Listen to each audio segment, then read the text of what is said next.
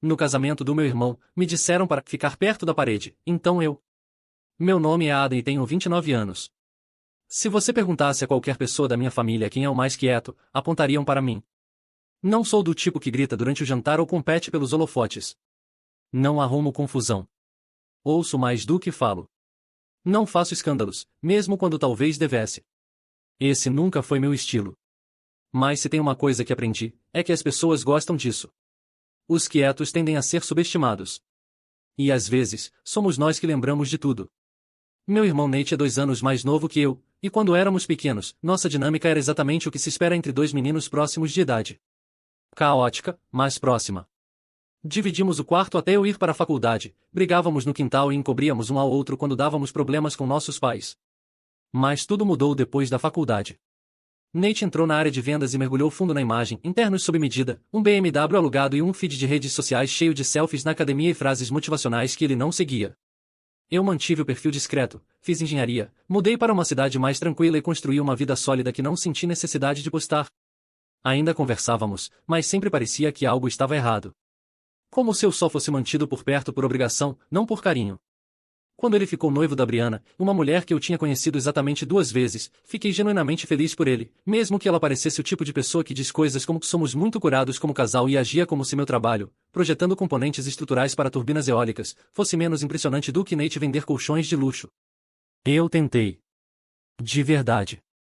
Respondi ao convite no mesmo dia em que recebi, me ofereci para ajudar com qualquer parte técnica ou da organização do local, fui educadamente dispensado, e até mandei contra/cifrão 200 pelo Vemo para ajudar na despedida de solteiro conjunta, para a qual eu não fui convidado.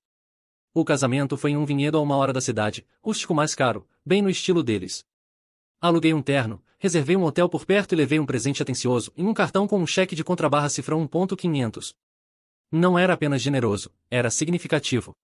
Esse dinheiro não era trocado para mim. Eu havia economizado aos poucos, querendo contribuir com algo importante porque realmente acreditava que aquele era um grande momento para meu irmão. Eu estava nervoso ao dirigir até lá, não pelo evento em si, mas porque algo me dizia que o dia não ia correr bem. Quando cheguei ao local, vi o quadro de assentos num cavalete perto da entrada. Procurei meu nome. Primeira vez é nada. Olhei de novo. E de novo. Meu nome não estava lá. Achando que era um erro, entrei e fui até uma das organizadoras, uma mulher mais jovem, com pranchetas e um walkie-talkie. Oi, desculpa, falei educadamente. Acho que não vejo meu nome no quadro. A Adam Reynolds.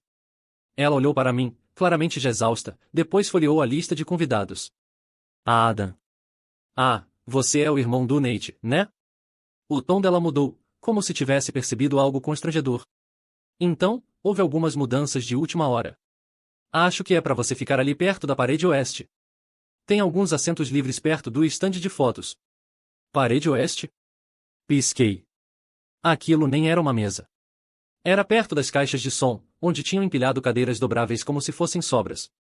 Ainda achando que fosse engano, fui até lá. Foi quando percebi. O único lugar marcado que deveria ser meu tinha um cartão com nome, mas não o meu. Dizia Tiffany Cousins mais um. Eu nem sabia quem era Tiffany, mas lá estava ela, já tomando champanhe na cadeira que achei que seria minha, rindo com um grupo de pessoas que eu mal reconhecia. Tentando manter a calma, fui até minha mãe, que ajeitava a flor na lapela do paletó do meu pai. Oi, falei tentando parecer tranquilo. Você sabe o que aconteceu com os assentos? Ela nem levantou o rosto. Ah, é que mais gente da família da Brianna apareceu do que o previsto, e como eles vieram de tão longe, não quisemos mexer com eles. Só fica ali perto da parede para a cerimônia. Você ainda vai ver tudo. A parede, repeti alto demais. Meu pai me lançou um olhar como se eu estivesse causando. Não é nada demais, disse minha mãe, me dispensando com um gesto. Só não estraga as fotos fazendo cara feia.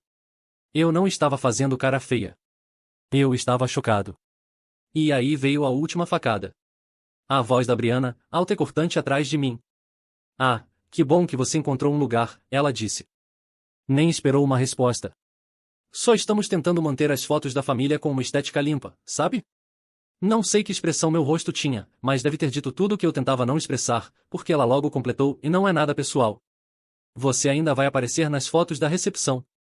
Eu prometo. Assenti, com os lábios cerrados. Ela se afastou com um séquito de madrinhas. Existe um tipo de humilhação que não vem com gritos ou lágrimas, mas com um vazio lento e doloroso no peito, quando você percebe que não é bem-vindo num lugar onde deveria ser. Fiquei ali parado por um instante, tentando engolir aquilo, mas então meus olhos se voltaram para a mesa de presentes, uma superfície coberta por linho branco, perto do bolo, carregada de caixas em tons pastel e envelopes elegantes. O meu era fácil de reconhecer, um prateado fosco, com caligrafia feita à mão, encaixado cuidadosamente sob uma fita fina. Eu tinha selado aquele envelope com tanto cuidado, até escrevi um bilhete sobre como estava orgulhoso do Nate, como esperava que o dinheiro ajudasse a iniciar seu novo capítulo. Nem pensei. Fui direto até lá, alcancei o envelope e o peguei de volta com calma. Ninguém me impediu.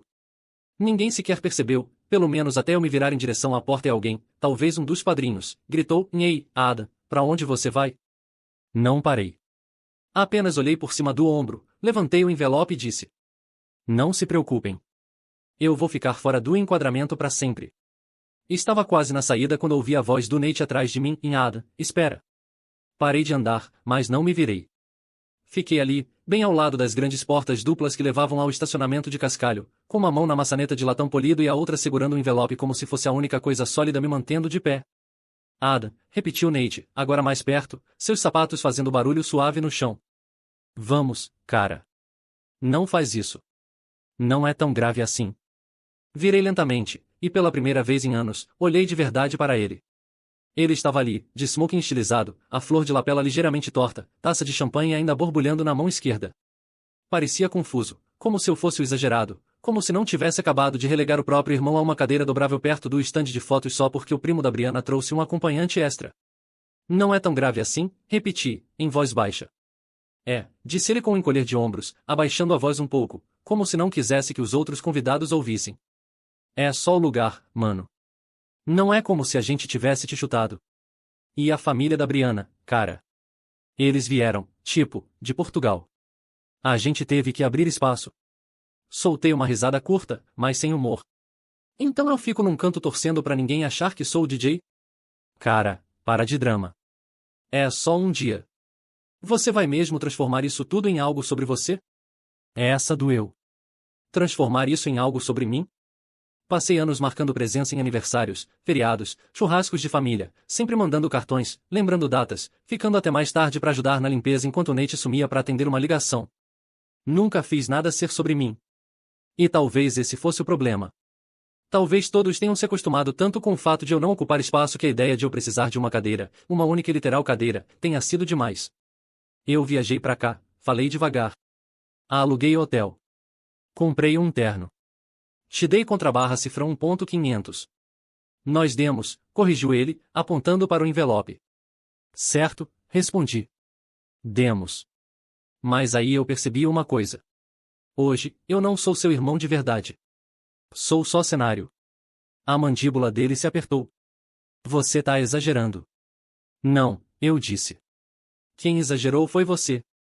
Só não achou que eu fosse perceber. Ele suspirou, esfregando as têmporas. Olha, foi escolha da Brianna, tá?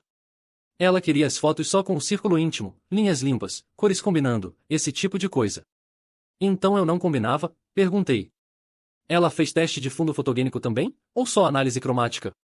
Ele não respondeu. Talvez soubesse que era melhor não tentar. Sabe, eu disse enfim, voltando a andar em direção a ele, eu não esperava destaque. Nem um brinde, nem uma dança, nem menção especial. Eu só esperava um lugar. Um espaço que dissesse: "Você importa o suficiente para estar aqui como todos os outros." "Você importa", ele murmurou, quase como se doesse dizer. Então por que não agiu como se eu importasse? Os olhos dele desviaram para trás de mim, para o salão, os convidados que agora nos observavam sem disfarçar, o fotógrafo parando o clique no meio, o DJ abaixando o volume. Ele odiava esse tipo de atenção. Dava para ver no rosto dele. Ele queria que o dia fosse perfeito, montado, digno de Instagram. E agora não era. Não porque eu fiz um escândalo, mas porque me recusei a desaparecer em silêncio. "Olha", ele disse entre os dentes cerrados. "Se isso é sobre dinheiro." "Não é", interrompi. "É sobre respeito. E hoje me mostrou quão pouco eu tenho disso vindo de você." Ele abriu a boca como se fosse protestar, mas nada saiu, só um suspiro frustrado. "Estou indo embora", falei, ajustando o envelope na mão. "Mas não se preocupe, vou garantir que as fotos fiquem perfeitas." Sem irmão mais velho constrangedor no fundo para estragar a simetria. Saí antes que ele pudesse responder. O cascalho estalava sob meus sapatos enquanto eu caminhava até ao carro. Não chorei. Não joguei nada. Só me sentei atrás do volante por um momento, observando o vinhedo desaparecer ao longe pelo retrovisor. Foi surreal, como se eu tivesse acabado de sair de um filme no qual nem fui escalado como personagem principal, nem como coadjuvante, só um figurante que chegou perto demais da câmera. De volta ao hotel, tirei o terno, arrumei a mala e abri o envelope que havia recuperado. Peguei o bilhete que tinha escrito, aquele sobre estar orgulhoso do Nate, sobre esperar que o dinheiro ajudasse eles a começarem um novo capítulo. Li uma vez, depois rasguei ao meio sem hesitar. Então desliguei o celular. Ele não ficou desligado por muito tempo. Cerca de uma hora depois, quando liguei de novo, havia 6 chamadas perdidas do Nate, 4 da minha mãe e uma sequência de mensagens cada vez mais ansiosas. A última era da Brianna. Só dizia, você realmente arruinou tudo hoje. E foi nesse momento que a culpa parou. Essa frase, do jeito que ela colocou, como se eu tivesse destruído a fantasia cuidadosamente filtrada deles, fez algo finalmente se encaixar dentro de mim. Eu não arruinei nada. Eu apenas expus. Mas isso não foi o fim. Nem de longe. Na manhã seguinte, fiz o check-out do hotel antes do nascer do sol. O atendente da recepção mal levantou os olhos quando entreguei o cartão do quarto, o que era ótimo, porque eu não estava com paciência para conversa fiada. Peguei um croissant murcho do buffet de café da manhã, joguei no banco do passageiro e saí da cidade do vinhedo como se ela me devesse dinheiro. Quando cheguei de volta ao meu apartamento, já havia acumulado mais 11 chamadas perdidas e 2 recados de voz pelos quais eu não tinha o menor interesse. A mensagem da minha mãe tinha mudado de tom, de você não devia ter saído para, por favor, liga para o seu irmão, ele está arrasado. Até chegar na que realmente me fez rir. Família significa, às vezes, fazer sacrifícios, Ada. Sacrifícios. Sentei no sofá ainda de jeans da noite anterior. Relendo aquela frase, parecia algo tirado de um ímã de geladeira numa loja de conveniência. Sacrifício? O que exatamente o Nate tinha sacrificado? As fotos do casamento ainda iam ficar no estilo. A noiva ainda ia postar com legendas tipo abençoados e nosso conto de fadas começa agora. Ele ainda ia ter a experiência cuidadosamente montada que queria, só sem um irmão que aparentemente não combinava com a paleta de cores. E o que ninguém parecia perceber era que eu já tinha feito os sacrifícios. Eles só nunca notaram. Nos últimos 18 meses, eu vim ajudando o Nate silenciosamente com a startup dele, um negócio de importação de colchões que, para ser honesto, estava sangrando dinheiro.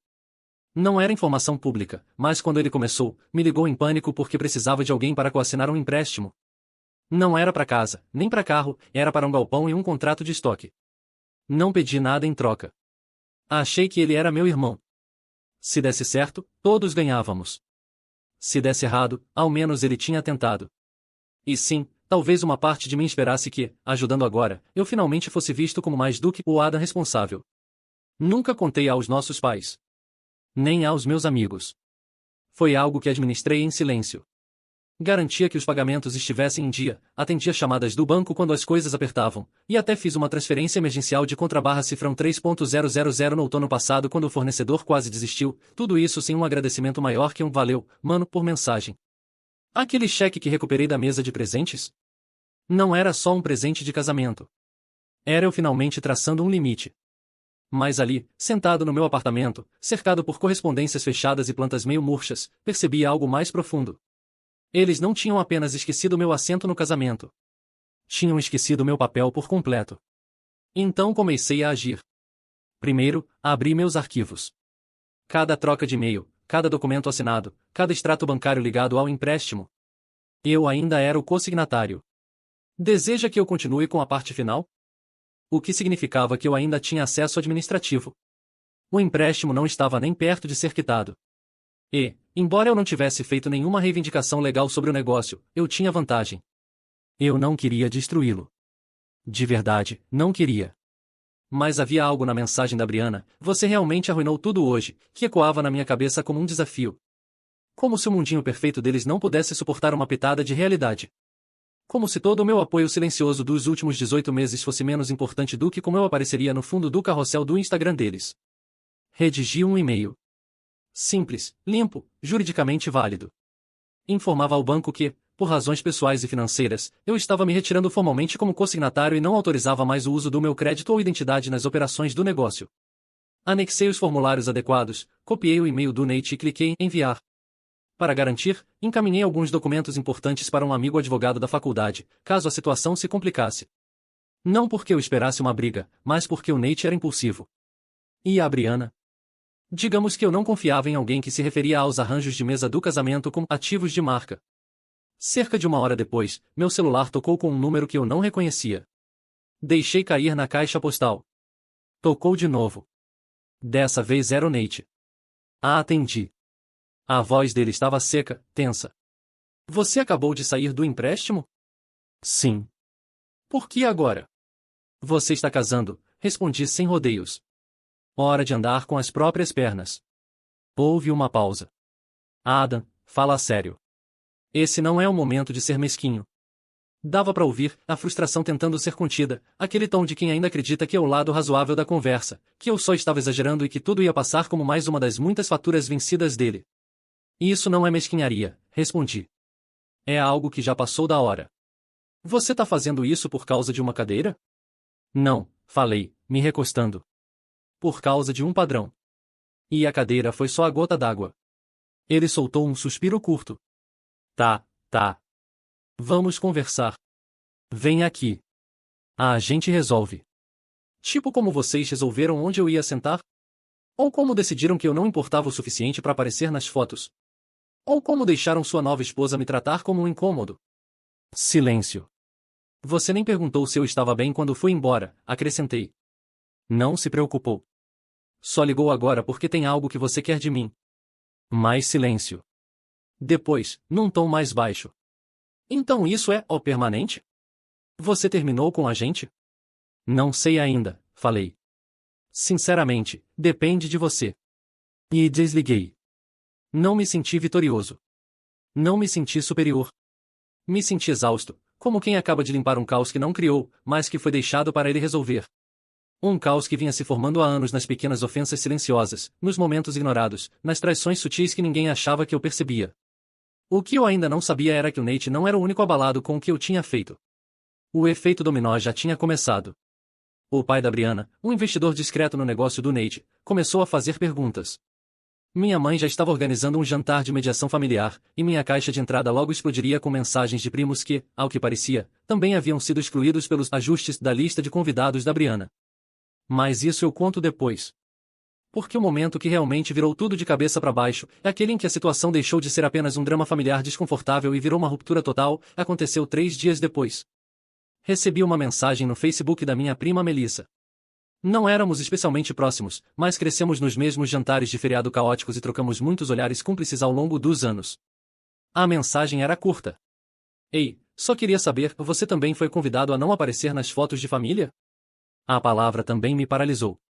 Ligamos naquela mesma noite. Melissa tinha sido colocada na mesa mais afastada, perto dos aquecedores portáteis. O marido dela nem sequer tinha um cartão de lugar. A Brianna, aparentemente, havia enviado uma versão atualizada do esquema de convidados para a coordenadora do casamento 2 dias antes do evento, reorganizando tudo para otimizar a estética.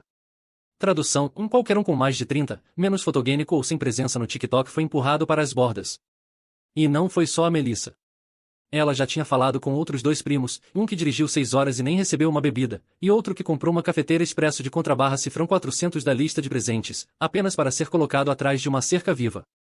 E quanto mais ela investigava, mais descobria. Metade do lado Reynolds da lista de convidados havia sido colocado de escanteio para dar lugar ao círculo de influenciadores da Brianna. Parentes distantes da aula de pilates da mãe dela e pessoas que combinavam com o clima. O casamento não foi uma celebração. Foi um ensaio fotográfico com filtros. Melissa terminou a ligação dizendo: eu não acho que estou sendo dramática, mas realmente parece que nos usaram como figurantes, extras de fundo. Como se tivessem vergonha de ter a família de verdade ali. Eu disse a ela que ela não estava sendo dramática nem um pouco. Mais tarde naquela noite, fiquei curioso. Abri o Instagram da Brianna. E claro, as fotos já tinham começado a aparecer, imagens perfeitamente filtradas de charme rústico e risadas espontâneas. Nate parecia um anúncio de perfume. Brianna parecia uma influenciadora de noivas em um post patrocinado. As legendas eram tão vazias quanto eu esperava. O dia em que nosso para sempre começou. Fui rolando. E rolando. Dezenas de fotos. Nenhuma mostrava alguém da nossa família. Nem mesmo nossos pais. Nem mesmo o padrinho do Nate, que eu descobri depois que era um ex-colega de trabalho e não seu melhor amigo de verdade, porque aparentemente ele não combinava com o visual. Foi aí que percebi. E isso não era só sobre eu ter sido desrespeitado. Era sobre a família inteira ter sido repaginada para se encaixar numa marca. E eles acharam que ninguém ia dizer nada. Na manhã seguinte, liguei para os meus pais. Minha mãe atendeu no viva voz, o que significava que meu pai estava por perto. Mantive a conversa civilizada. Perguntei como estavam, se tinham voltado bem para casa, como tinha sido o restante da recepção. Eles estavam cautelosos, educados, mas tensos. Dava para perceber que não sabiam exatamente como eu estava. Até que minha mãe suspirou e disse: "Nada, eu queria que você não tivesse ido embora daquele jeito. Você envergonhou seu irmão." Esperei um segundo. Ele contou onde me colocaram para sentar? Houve uma pausa. Acho que foi um engano. Engano que eu devia ter mencionado baixinho para não estragar a foto, perguntei, sem esconder o tom cortante. Ela não respondeu. Não estou com raiva, disse calmamente. Só cansei de fingir que não fui tratado como sobra. E aparentemente eu não fui o único, e isso chamou a atenção deles. Contei sobre a Melissa, sobre os primos, sobre as pessoas que estavam em silêncio, fervendo por dentro, educadas demais para causar confusão, mas não cegas para o que tinha acontecido. Meu pai finalmente falou. Disse que quem organizou quase tudo foi a Brianna. Assenti, mesmo ele não podendo ver. E o Nate deixou. Essa é a parte que ninguém diz. Minha mãe tentou defendê-lo, disse que casamentos são estressantes, que casais cometem erros, que talvez tentassem compensar depois. Eles não vão, respondi com firmeza. Porque acham que não fizeram nada errado. E foi aí que contei sobre o empréstimo. O silêncio do outro lado foi imediato e total. Você o quê? Meu pai finalmente perguntou. Eu coassinei o contrato de aluguel do galpão do Nate, disse. Há 18 meses. Venho cobrindo os pagamentos. Ele não podia. Ninguém sabia porque eu não fiz disso um drama. Fiz em silêncio, como sempre faço. A voz da minha mãe falhou. Por que não contou? Porque achei que estava ajudando, respondi. Porque achei que é isso que família faz. Deixei o silêncio pairar de novo. Enfim, continuei. Eu saí fora. Avisei o banco. O Nate está por conta própria agora. Meu pai pigarreou. Disse: você está tentando sabotá-lo. Não, falei. Só parei de protegê-lo. Mais tarde naquele dia, recebi uma ligação de um número desconhecido. Era o Sr. Galen, pai da Brianna. O tom dele era gelado, mas educado. Perguntou se eu poderia esclarecer algumas mudanças repentinas nos contratos de empréstimo que tinham chegado ao conhecimento dele. Expliquei a situação, meu envolvimento anterior, minha retirada formal e o fato de que eu não tinha nenhuma obrigação legal de continuar sustentando um negócio que desde o início me excluiu financeiramente e pessoalmente. Entendo, ele disse depois de uma longa pausa. Só queria que você tivesse falado comigo antes. Eu queria que muita coisa tivesse sido feita diferente, respondi. As 48 horas seguintes foram um borrão. As consequências se espalharam rápido. Nate ligou mais 3 vezes, deixou recados que eu não respondi. Um estava furioso, o outro arrependido, o terceiro era um emaranhado de desculpas pela metade e risadinhas forçadas. Disse que a Brianna estava super chateada, que todo mundo estava sendo dramático e que não dava pra gente simplesmente recomeçar? Mas eu não queria recomeçar. Eu queria encerramento. Na sexta-feira, recebi um convite. Não para outro casamento, felizmente, mas para um brunch organizado pela Melissa. Um grupo de primos e primos de segundo grau estava planejando um encontro simples, em parte para desabafar e em parte para reconhecer, discretamente, que algo tinha se rompido entre nós e o Nate. Era informal, só café. Waffles e pessoas que realmente queriam se ver. Sem fotos ensaiadas, sem filtros, sem hierarquia de quem ficava melhor na câmera. Trocamos histórias, rimos do absurdo. Choramos um pouco também. Especialmente a prima que pagou a passagem no cartão de crédito só para apoiar a família. E perto do fim, Melissa olhou para mim e disse: obrigada por ter ido embora. Todos nós pensamos nisso. Você só teve coragem de fazer o que ninguém fez. Isso ficou comigo. Teria sido mais fácil ficar calado, sentar na minha cadeirinha dobrável perto da parede e sorrir educadamente para a foto. Mas, em vez disso, eu me levantei. Não por drama, nem por vingança, mas porque finalmente reconheci meu valor. E eu não ia deixar que eles me apagassem disso. 3 semanas depois, Nate mandou uma carta escrita à mão. Ainda guardo ela na gaveta, junto com o bilhete rasgado que um dia coloquei com aquele cheque de $1.500. A carta era uma mistura de arrependimento, frustração e tentativas vagas de reconciliação. Ele nunca escreveu as palavras "me desculpa", mas escreveu isso. Achei que manter a paz significava evitar conflito. Agora vejo que na verdade significava te ignorar. Eu estava errado. Não respondi. Talvez um dia eu responda, talvez não. Mas sei disso. Eu não sou mais o irmão de fundo. Não sou mais quebra-galho, nem opção reserva, nem cadeira encostada na parede. Sou o Adam. E finalmente escolhi a mim mesmo. E, dessa vez, fiquei dentro da foto.